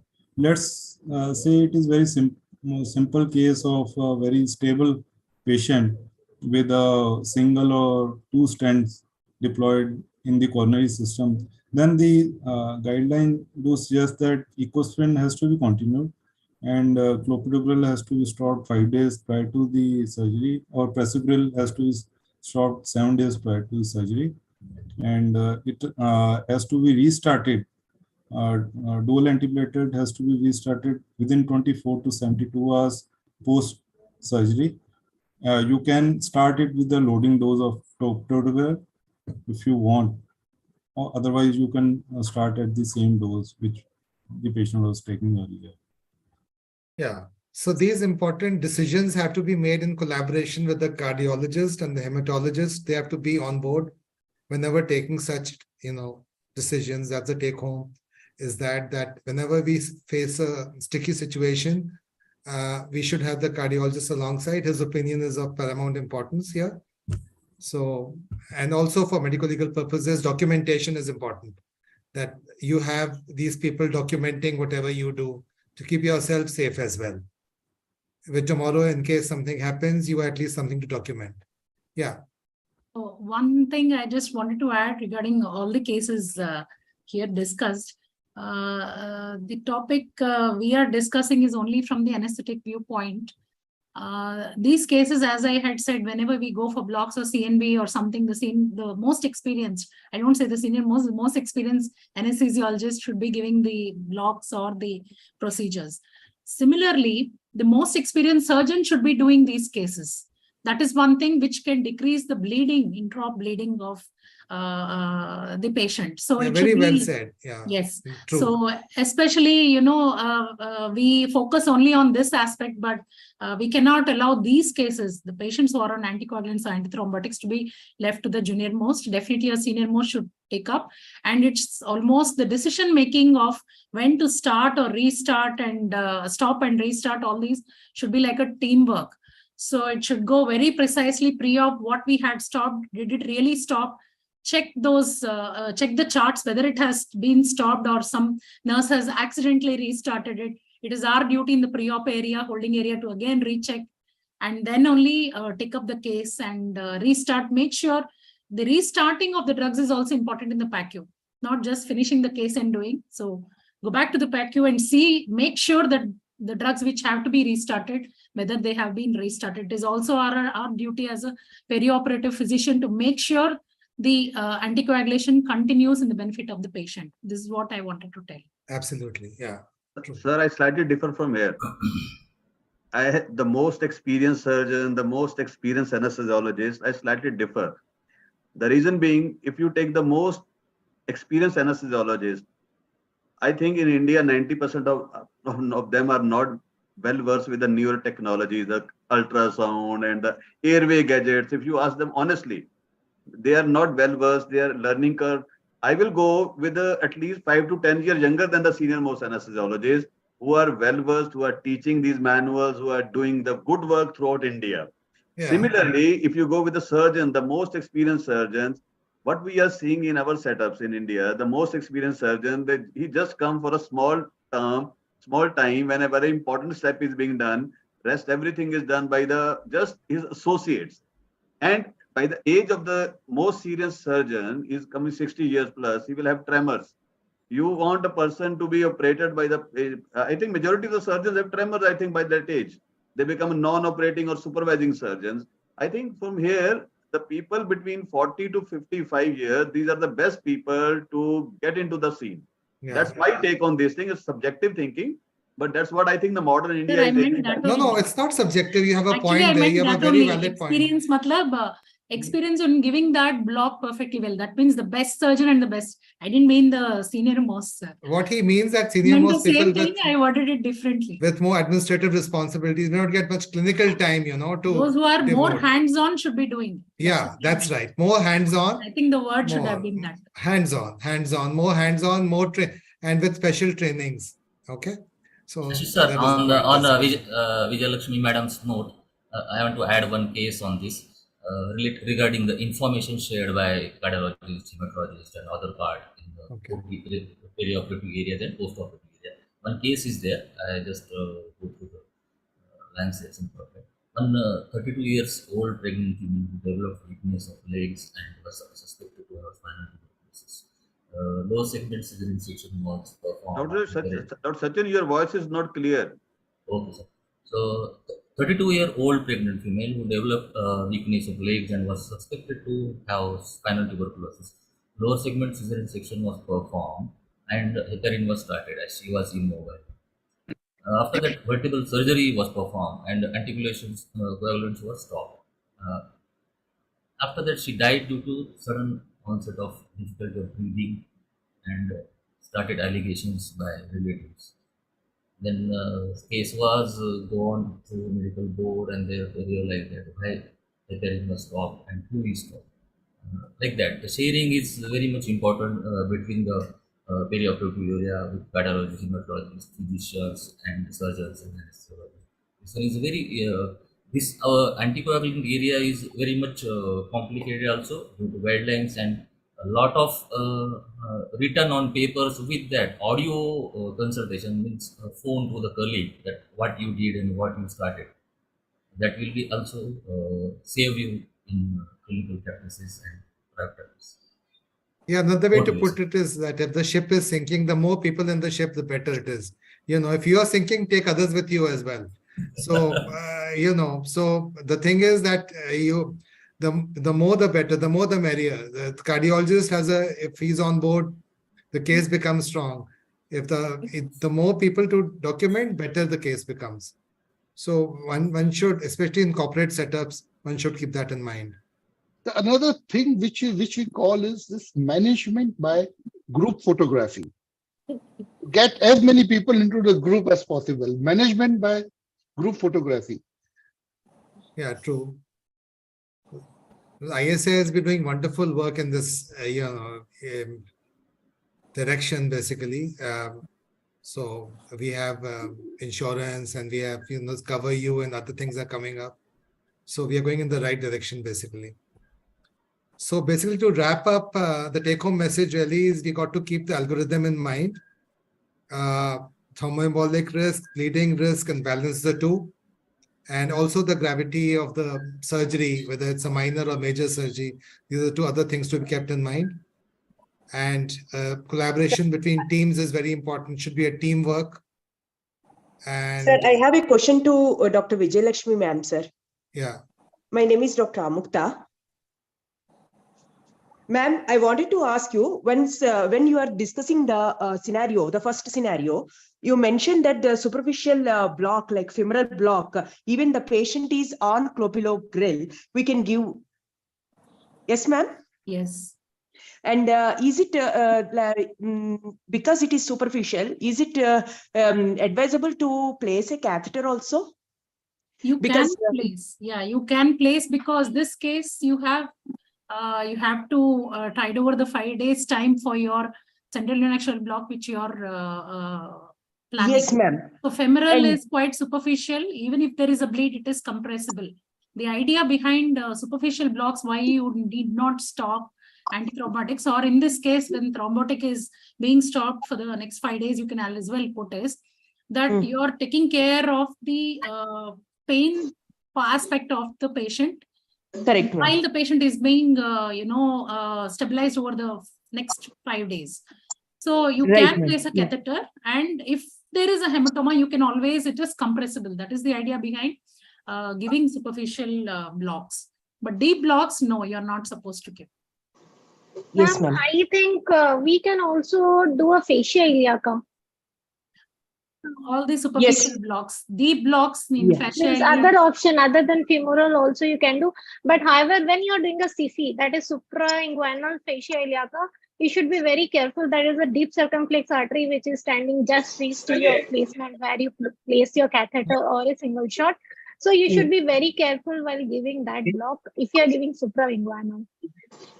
One more academic interest question I am asking, ma'am, because in our hospitals we have only PT, APTT, INR. Have we had any of measurement of the factor 10A or ristocetin platelet function test or anything to know the platelet functions and the factor 10 monitoring levels? Are we doing in any institutes or any big setups, ma'am? EEG can be done, but we are not doing it.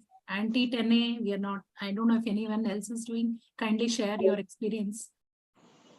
Anti-10A is also agent-specific. Agent-specific is important. Otherwise, though, people do, but how reliable that is, God only knows. But agent-specific. Maybe big corporate hospitals, like Medanta and all, they may be doing it. But this is not a point of care testing. This is not a point of care testing. If it is a planned surgery, elective surgery, and you have sufficient time, then few labs are doing. Right, ma'am. Ma'am, one more question. This is actually to a recent case which we have done. The patient was having PTCA and he was on double anticoagulants. And we have stopped and posted that for the TKR after 5 days. And post-op day 2, the patient has developed thromboembolism and DVT, pulmonary embolic features, for which we have to again continue, start the heparin, IV heparin 6 hourly doses. And in that scenario, because the patient is on second day, what you suggest, whether we should have, we can continue the epidural catheter which is being placed, or because the patient was in lot of pain. So I actually requested the surgeons and asked to continue the epidural catheter for at least 1 more hour, pacing this patient with IV heparin in ICU. Can you please suggest what are the guidelines in such type of scenarios, ma'am?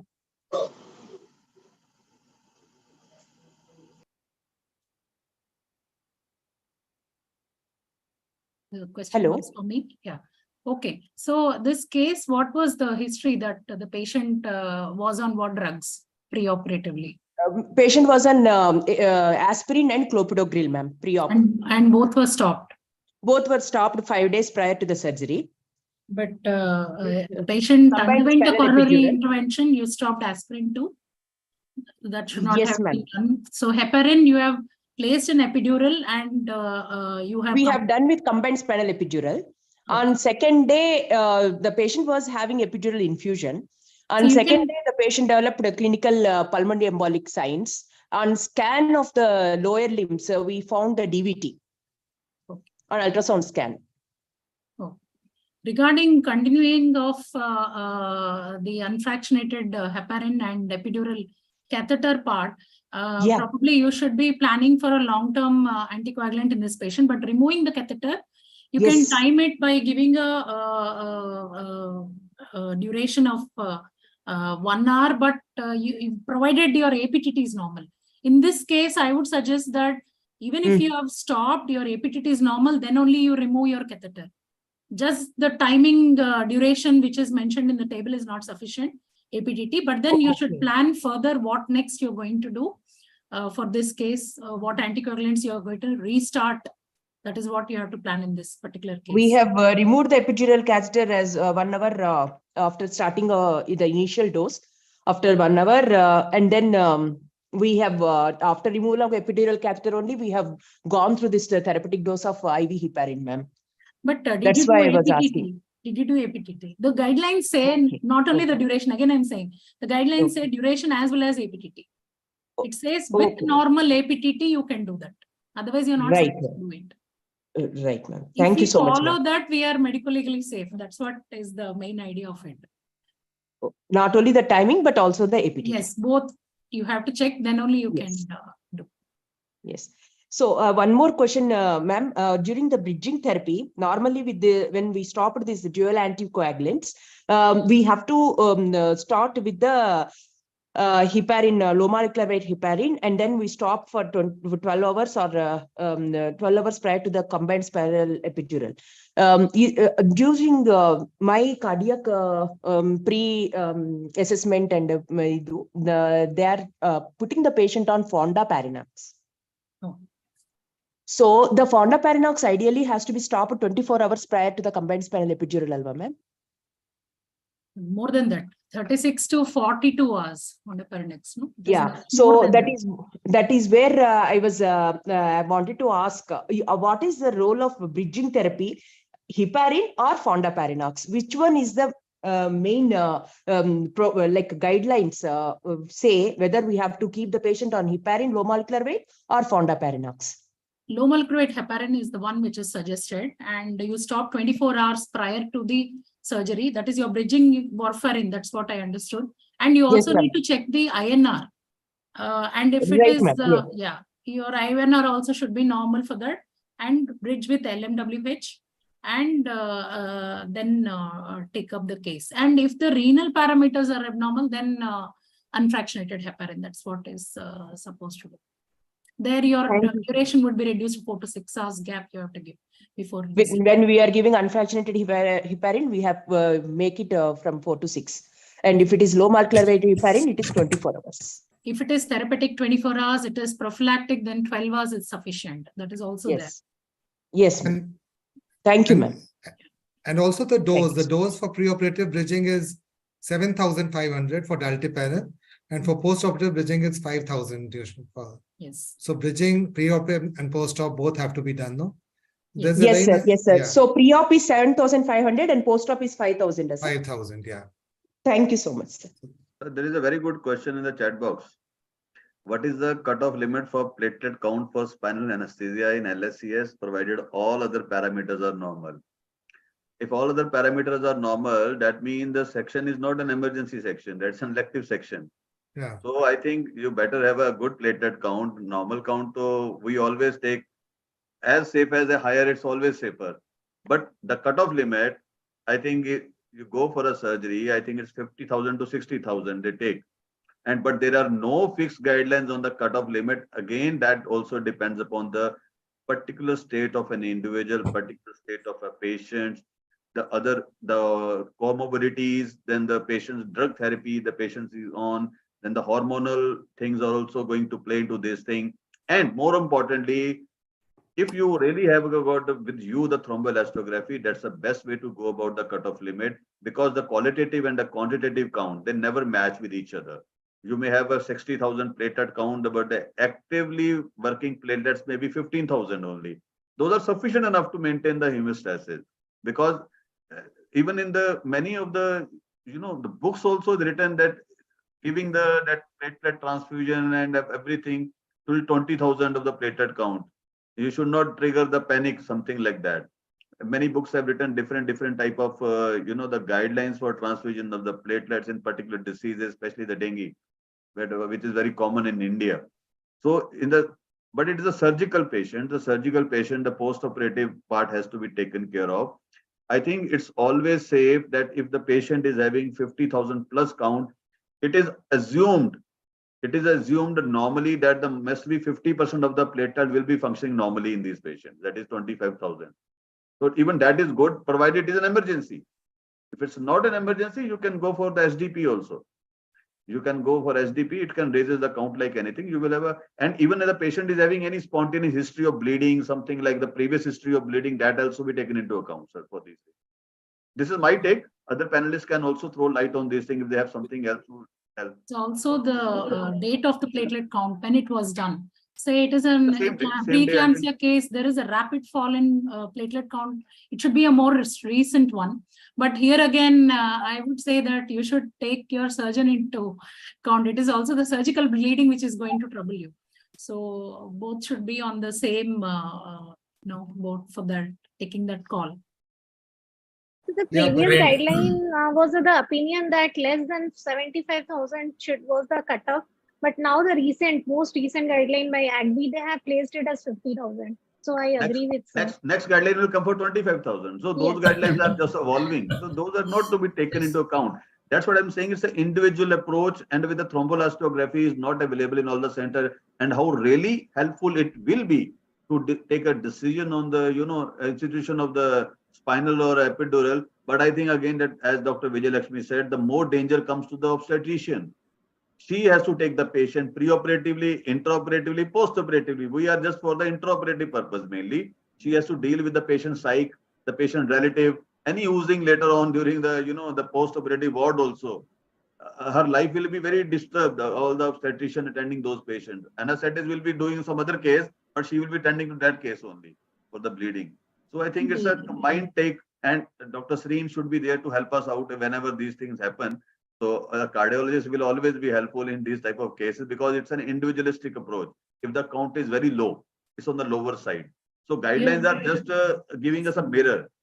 We have to decide on an individual and clinical basis here. See the ASTRA guidelines 2018, whichever guidelines, they mention one thing very clear. Guidelines are there only to guide how much you go about, but actual decision, they say that clinical scenario based on the case-based decision should be taken up. So you cannot say the guidelines said this, so I have taken up. No. Each case you can individualize and then decide as per the patient. Say 50,000, but the patient has a bleeding history. What do? You cannot take it up.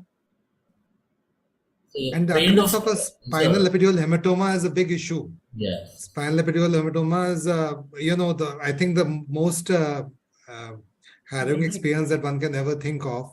So if there's a safer alternative in terms of GA available, one should go for GA. Yes. If there's a doubt, it's better to. Yeah. Again, airway management in obstetric patient is a big challenge in difficult airway in obstetrics. Yes. That will throw a light on a different topic. Right, and sir, I'm telling you, we are just worried about spinal hematoma or epidural hematoma. I've been living with a gynecologist. I know how the feeling comes when the patient is bleeding at night, 2 o'clock. The anesthetist has to wake up and the obstetrician has to wake up to see those patients. You can't do anything about anesthesia. The legs are, I think, still there. They're moving a little bit. You are free. That your anesthetist effect is not there. But ultimately, the patient is going to be put on your own hospital, your own wife. That patient is bleeding. Why is the patient is bleeding? So those things are has to be taken into account. The surgical fraternity has to be taken along with us. GA, sir, if I give to GA, I also get panic sometimes. Why GA are in obstetrics? Life become more difficult by giving GA sometimes. We used to give sir GA in MD because there was no purpose of giving any regional during my 3-year career in the MD because some patient died of meningitis because of spinal. So it was banned in GMC Patiala that don't give GA only. And in GA, in the 3 years, I saw 3 deaths. The patient could not be intubated when the senior most people. So those things still hover your mind. Na? So these type of things I always avoid GA in obstetric patients. Sir. Here in platelet count, I will add on it that Vijay Lakshmi said. Even you can recheck platelet and trend of platelet count is upgoing or downgoing. That will be very much easy for clinician.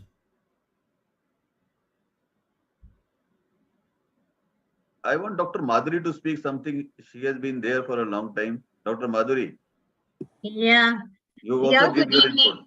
Good evening. Very nice discussion. I think almost all the points have been covered for perioperative anticoagulation. So whether I just wanted I had one query. Now we also get children on oral anticoagulants or maybe on anticoagulant therapy. So is the perioperative management of children different from adults? I think this The question you are same or putting to whom? is it the same? Like this is to the panelists, like Ashish sir. whether Yeah. direct oral anticoagulants are used in children also like in adults. Condition. No, Do you, I can you haven't heard specify of the such. condition? It's not used in children, I think. And No, then yeah, they're not used actually, direct acting oral Yeah, anticoagulants that's in right. children, They are isn't not it? used. Yeah. Sareen sir, which anticoagulant you use in children? Usually the direct oral anticoagulants are not in guideline to be used. Only safer option left is warfarin or acetron. Okay. So yeah. So pediatric is the entirely different ball game actually. So Yeah. that's an entirely different ball game. That's a, entirely different discussion. So Yeah. Even pediatric It's very rare also you get such cases. yeah, a branch of pediatric cardiology. we haven't encountered. Maybe you may have encountered. Lucky you, Dr. Padri, you encountered something different. Yeah. No, I was just thinking like. I don't think so. Any question left now? Or somebody wants to give suggestions, anybody can unmute themselves and they can give their suggestions or any other particular point they can make us little more wiser today. Anybody wants to give any more suggestion?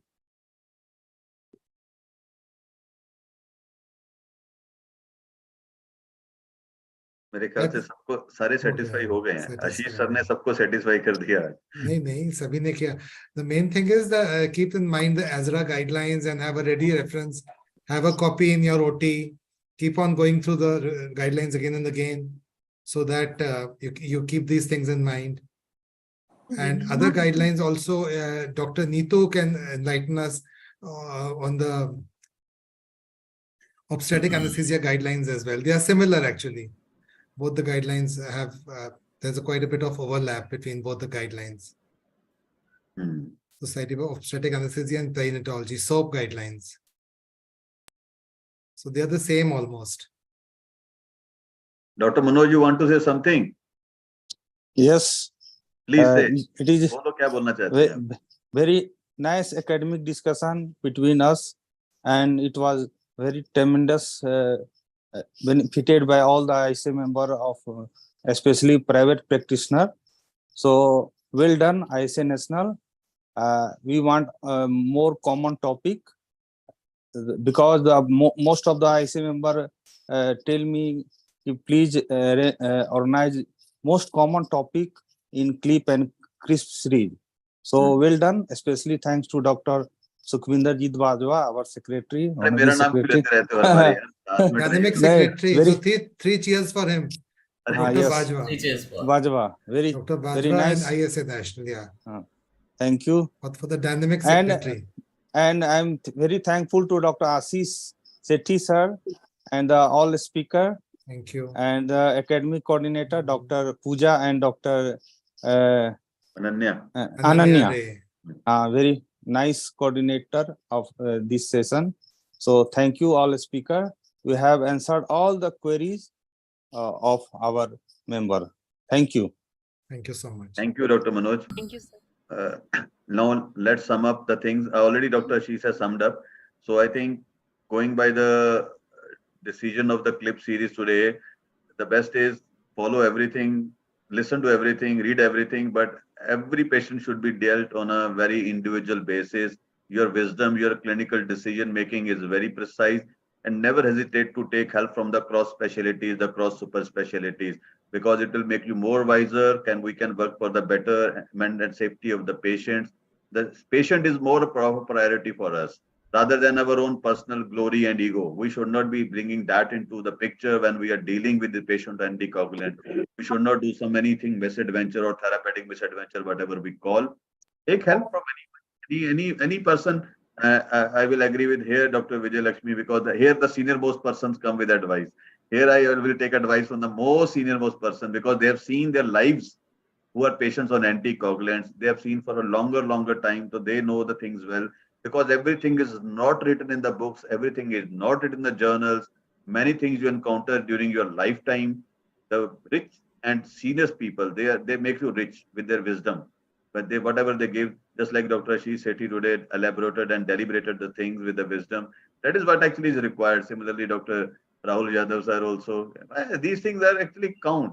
The idea of clip and crisp is that people from all over India, they are not able to attend all the sessions of the conferences. They hardly go to the conferences. And the simple lectures are sometimes become so monotonous that you don't want to feel a part of it. Sometimes you sleep, you turn off your screen and you do your work and let them finish up, then we come up. But here in the discussion, everybody asks, and you get a simple solution to a very complex problem in a very simple way. I think it's right. The practitioners, bulk of the anesthesia ISAs of practitioners, who hardly attend the conferences. You will see almost 50% of the similar faces in every conferences. So that doesn't mean they are getting more educated, more wiser. There is a time to make our practitioners who are working in the peripheries and who are not attending the conferences or even the webinars also, let them bring to the academic mainstream, and then the thing will be more wiser, and it will be good for ISA also, good for our fraternity also. That's what the aim of these webinar is, not just for a discussion, but to make our specialty a much better with the collaboration and coordination from other specialties and super specialties. That's what my take is on these type of programs. And thank you very much, Ashish sir. You were wonderful. The way you are always been, actually, not today. No. Thank you so much to Dr. Sareen also, who's been a guest. Coming to that. Very kind of. I will tell you one truth. I underwent cardiac surgery in the January, and he was the person who made a decision for me. Yeah. Otherwise, I wouldn't have gone. So he was the person. His wife is a professor in anesthesia. So when I joined my SRship, I was doing SRship. She was doing the PG in GMC 32. Now she's professor of anesthesia at GMC Patiala. So kudos to him, and he stood there for the whole time. And we are all on the wrong side of 50, so who knows, Bhagwan Bachai. So who knows when, cardiologist is always, this thing. And people, these are the things. That's why I say the people between 40 to 55, they are the best people who can guide you today in today's world, in the medical field, in the surgical field. Those are the best people we have seen around. 80% of this age group is very, very dynamic and active. Actually, these are the people who are bringing the science forward. And similarly, the younger people are coming up. They will be seeing these people, and they will make, like Ananya and Pooja, today they have collaborated, and they will be becoming more wiser after this program. That I know, and I hope also.